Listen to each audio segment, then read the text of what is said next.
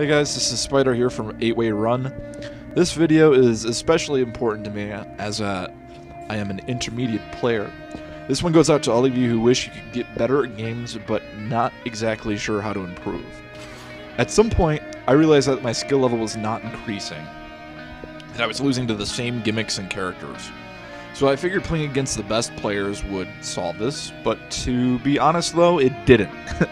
Many of the tactics went straight over my head and I found myself repeating the same mistakes. So how do we actually improve at these games? I'll be using online as an example. The first thing is to join Ranked. Yes, Ranked. Some of you seasoned guys might be shaking your head, and there is a good reason why Ranked is known as the dying place of good warriors.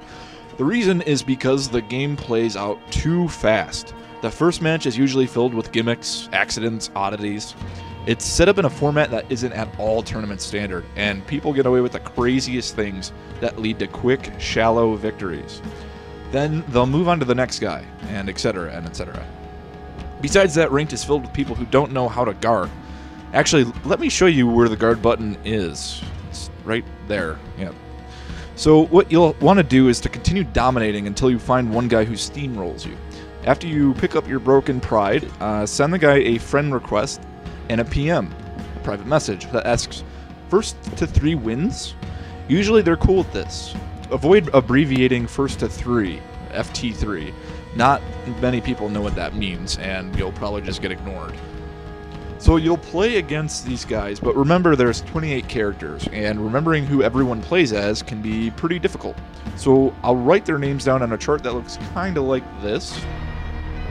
After the matches are over, then it's time to head over to practice mode to see if I can punish anything better than I previously did, and usually that is quite possible. In fact, there's a lot of things that go unaccounted for during those matches that probably would have allowed me to win.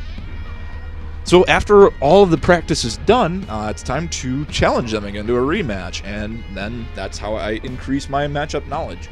There is a point to make here, though. It's that if I don't accept responsibility for my losses, then I'll never improve.